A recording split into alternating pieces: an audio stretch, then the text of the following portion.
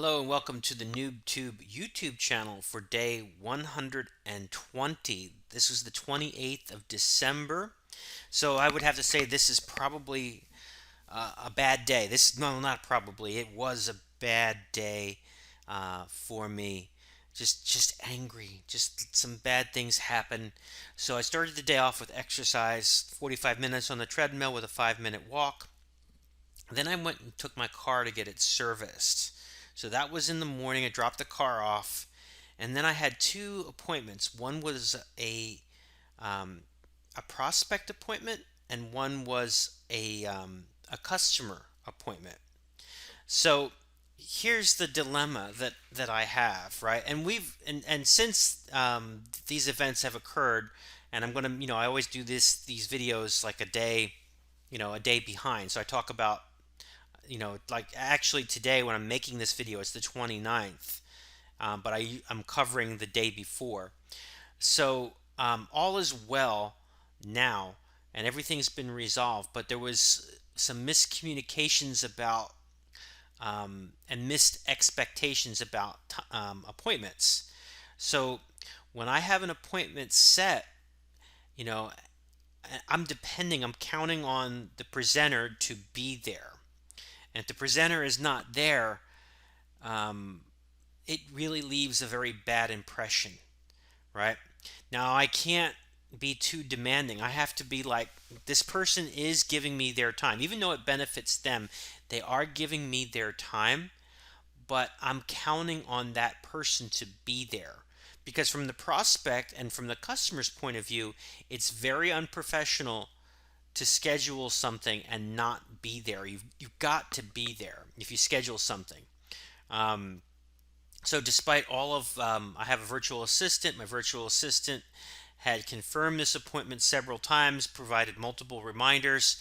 This person was not present. And then they notified me that they were running behind, and I notified that person that they were running behind. They said it'd be about 20 minutes. 20 minutes came and went, and they got another message from the prospect and like, hey, you said 20 minutes ago it was going to be 20 minutes. And I was just fit to be tied. I was furious. And then the person also, presenter, missed a customer appointment along with the prospect appointment. So I was fucking pissed. Excuse my French. I was just pissed. And you know, the person, didn't. Now he had a good reason. Now I will talk to you about the reason tomorrow, but he had a good reason, and um, you know, no, I wouldn't say he had a good reason. I would say that he had a mitigating circumstance, which kind of explains why it wasn't there. Um, but all is well. It was something that had to come out. This event had to occur. So, as I'm getting older, I'm noticing that a lot of the adversity that I've encountered in my life, I didn't understand why it was going on at the time. But, if you happen to be younger and you're watching this, the elderly advice that I would give to you is that all of the bad things that happen are for a reason. You know, now of course we want to avoid the bad things. We want to try our hardest to avoid bad things. But when they do, there's almost always a lesson somewhere associated. There was some kind of experience that we had to go through that our understanding at the moment wouldn't allow us to see. But only going through the bad time did it become obvious.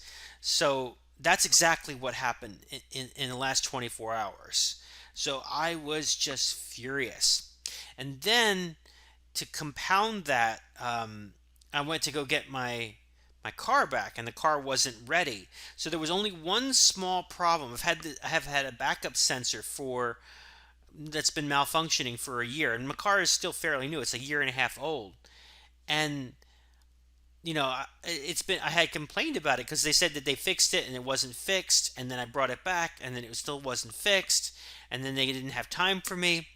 And this time they said, hey, I complained about it this last time. Say, oh, we're gonna get it in, we're gonna get it fixed. They didn't fix it. Like 5 o'clock came and went and it wasn't fixed. And I I was like this is unacceptable. And I went and asked to speak to the service manager, and he was basically said, he was apathetic. He'd still call you sir and everything, but he didn't have any empathy, and he was just apathetic. And he's like, well, you're entitled to your opinion. And I was just curious, like, well, you lost a customer.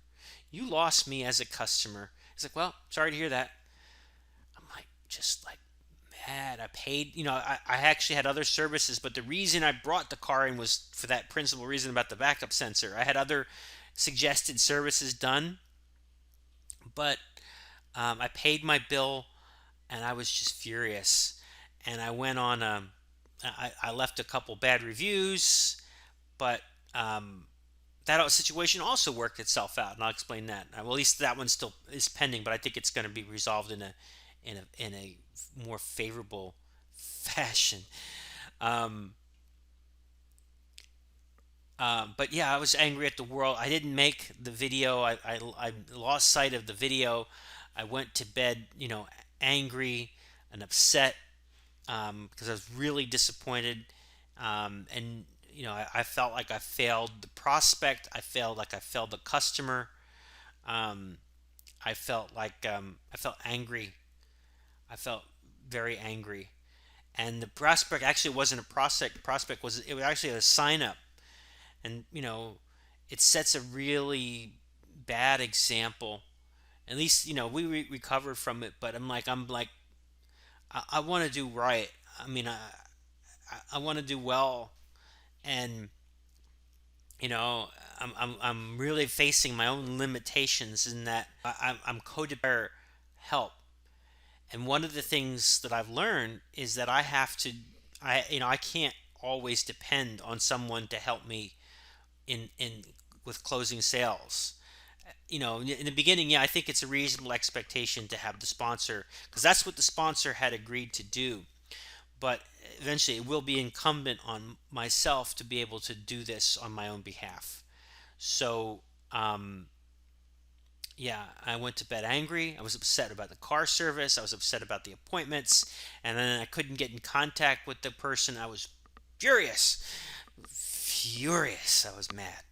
But all was well that ends well. So there's more to the story. Stay tuned for tomorrow. Like, comment, subscribe if you have any questions. And thank you.